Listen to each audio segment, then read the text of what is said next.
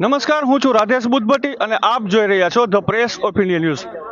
થોડા સમય પહેલા જ મોરબીના લાયન્સનગર મેઇન રોડની દુર્દશાનો ચિતાર દર્શાવતો live report the press of ઇન્ડિયાના ફેસબુક પેજ ઉપર બતાવવામાં આવ્યો હતો, જેને લઈને મોરબીનું પાલિકા તંત્ર સફાળું જાગી ઉઠ્યું હતું અને તાત્કાલિક જ આ સ્થળે પહોંચી અને કહેવા પૂરતી ઉપરછલ્લી કામગીરી પણ હાથ ધરવામાં આવી હતી। હું મારા જે સહયોગી છે હિમાંશુ સોલંકી એમને કહેવા માંગીશ કે દ્રશ્ય બતાવે દર્શકોને કે જે આ ટ્રેક્ટરના વ્હીલના નિશાનેથી જોઈ રહ્યા છો, જે આ રોડ આપ જોઈ રહ્યા છો, થોડી ઘણી ઉપરછલ્લી સાફ સફાઈ અહીં અત્યારે હાલ કરવામાં તો આવી છે, પરંતુ જે સ્થાનિક લોકો છે તેમનું કહેવું છે કે જે મુખ્ય સમસ્યા છે તે હજી ઠેરની ઠેર જ જોવા મળી રહી છે। ત્યારે આપણે આ બાબતને લઈને લાઈવમાં અત્યારે આપણે વાતચીત કરવા જઈ રહ્યા છીએ।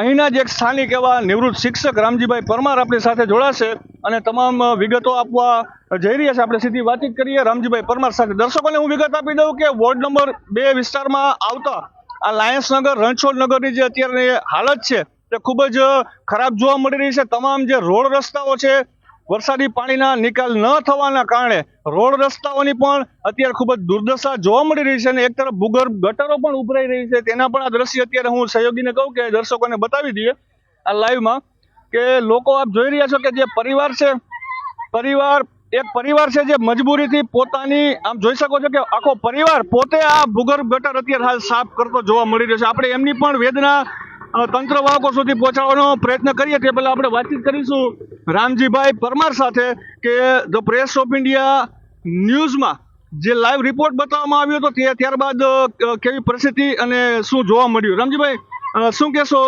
ધ પ્રેસ ઓફ ઇન્ડિયાના માધ્યમથી જે આપણે લાઈવ રિપોર્ટ બતાવ્યો હતો તેના શું પ્રત્યાઘાત જોવા મળ્યા?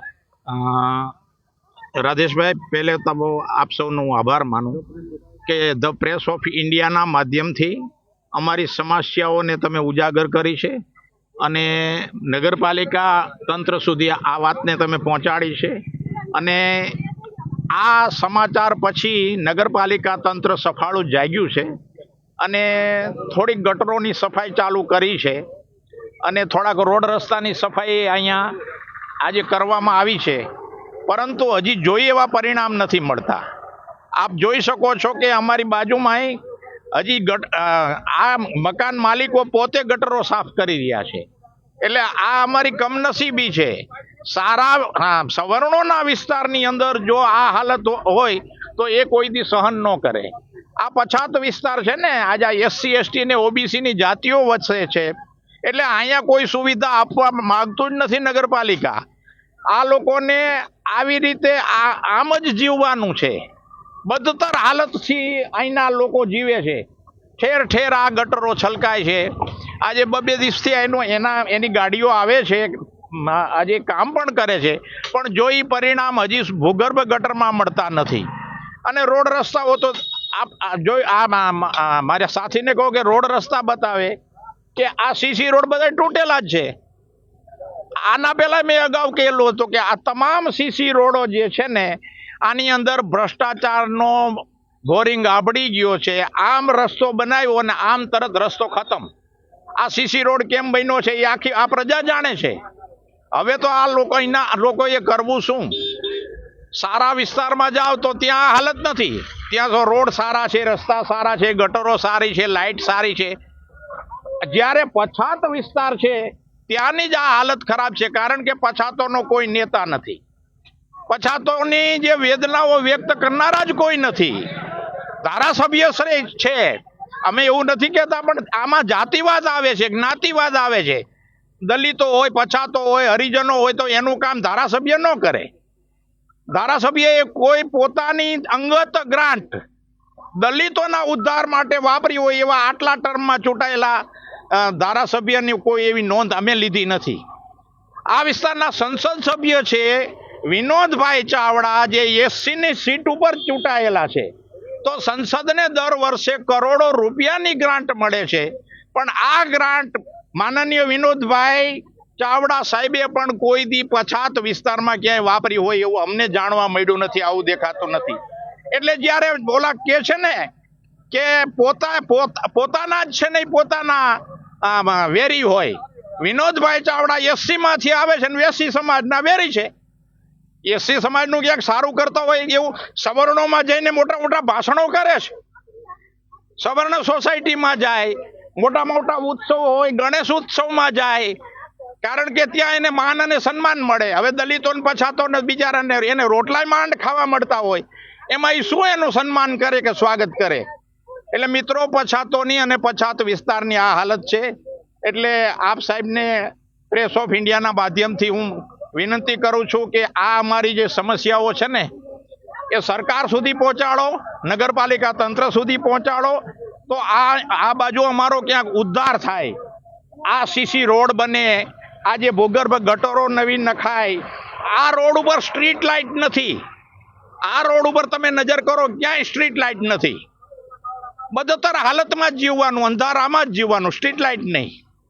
બીજા સવર્ણના એરિયામાં જાઓ છે ને સ્ટ્રીટ લાઇટ, એક કલાક સ્ટ્રીટ લાઇટ બંધ રહેતી નથી. તો આજે સમાજની અંદર એક જાતિવાદ જ છે. પછાત જાતિઓને કાંઈ આપવું નહીં, કાંઈ કરવું નહીં. એટલે ફરીથી આપને વિનંતી કરું કે આપના માધ્યમથી અમારી વેદનાઓ સરકાર સુધી અને નગરપાલિકા તંત્ર સુધી પહોંચાડો એવી વિનંતી. આભાર. ખાસ કરીને જે સ્થાનિકો છે તેમની એક માગણી છે કે અહીં આ વિસ્તારમાં તંત્રવાહકો ખૂબ જ ધ્યાન આપે અને લોકોની જે સમસ્યાઓ છે તેને સાંભળે. હવે આપણે જે મારા સહયોગી છે તેને હું કહેવા માંગીશ, આ દ્રશ્ય બતાવે કે જે પરિવાર જે ભૂગર્ભ ગટર જામ થયેલી હોવાથી, અને આપ જોઈ રહ્યા છો કે પોતે આખો પરિવાર મહિલાઓ છે, આ તરફ દ્રશ્ય બતાવો. આ મહિલાઓ આપણે એમને પૂછીએ બેન ને કે એમનું નામ શું અને આ શું તેમની તકલીફ છે, કેટલા સમયથી છે, અત્યારે હાલ તેઓ શું કરી રહ્યા છે. બેન, તમારું નામ કહેજો ને સૌથી પહેલા. કાજલબેન ડાંગર. અને આ 2 મહિનાથી આવી તકલીફ છે અમને પાણીની. કેટલું તમામ નગરપાલિકાને કહી, હવે અમને શરમ આવે નગરપાલિકા જાતાય. કાંઈક તો શરમ હોય ને. ચૂંટણી ટાણે કેમ આવે, મત આમાં દેજો, આમાં દેજો કેવા. અને ગટર ટાણે અમારે હેરાન થવું નહીં. હા તો પોતે જ કરી ના, જો તો કપડા મારા જોવો કેવું આ શરમ વગર ના હે. અમને શરમ આવે, શું કેવું એને. હવે અરજી ઉદાય ને ગટર સાફ કરીને 2 મહિનાથી હેરાન થાય. 2 મહિનાથી લોકો હેરાન થઈ રહ્યા છે, હાલાકીનો સામનો કરી રહ્યા છે.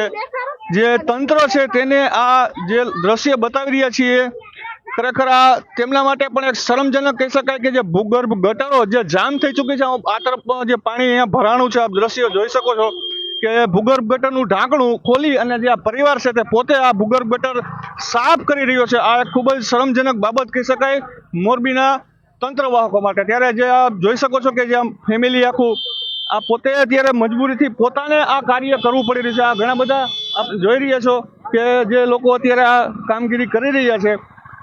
તંત્ર પાસે એવી અપેક્ષા રાખતા હોય છે આ તમામ લોકો કે તેઓ અહીં આવે અને આ લોકોનો જે પ્રશ્ન છે તેને સાંભળે અને સમસ્યાનું નિવારણ કરે. ઘણા બધા એવા રોડ રસ્તા છે જે બિસ્માર હાલતમાં જોવા મળી રહ્યા છે. લાઇટનો પ્રશ્ન છે, ઉભરાતી ગટરનો પણ પ્રશ્ન જોવા મળી રહ્યો છે. પરંતુ જે અહીંના જે સ્થાનિક લોકો છે તેમનું કહેવું છે કે તંત્ર અહીં કોઈ પણ જાતની કામગીરી કરતું જોવા નથી મળી રહ્યું.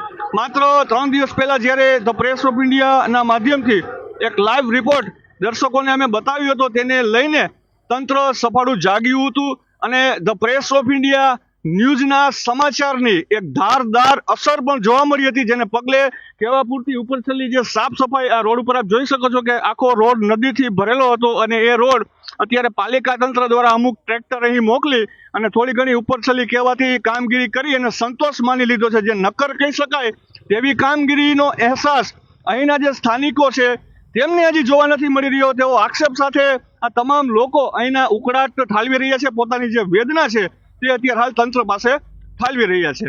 સમયસર મતદાન પણ અહીંથી કરવામાં આવતું હોય છે અને દર્શકોને વિગત આપી દો કે અમુક મહિલાઓ જણાવે છે કે જે કરવેરા નિયમિત અને ટેક્સ પણ તંત્રને ચૂકવી રહ્યું છે, ત્યારે પણ પાયાની અને માળખાકીય સુવિધાથી હજી પણ અહીંના લોકો વંચિત જોવા મળી રહ્યા છે. ત્યારે તંત્રને અમે પણ ખાસ અપીલ કરીશું કે અહીંના જે સ્થાનિક લોકો છે તેમની આ સમસ્યા તાત્કાલિક નિવારવામાં આવે. અન્યથા ધ પ્રેસ ઓફ ઇન્ડિયા ન્યૂઝના માધ્યમથી નિડર, નિર્ભય અને તટસ્થ સમાચારો બતાવવામાં એક કદમ પણ પીછેહટ કરવામાં નહીં આવે તેવું અમે પણ ખાસ તંત્ર વાહકોને કહેવા માંગીએ છીએ. વધુ સમાચારો માટે જોડાયેલા રહો અમારી સાથે અને ખાસ જોતા રહો the press of India news Morbi જિલ્લાનું તેજ રફતારથી આગળ વધતું ન્યૂઝ નેટવર્ક.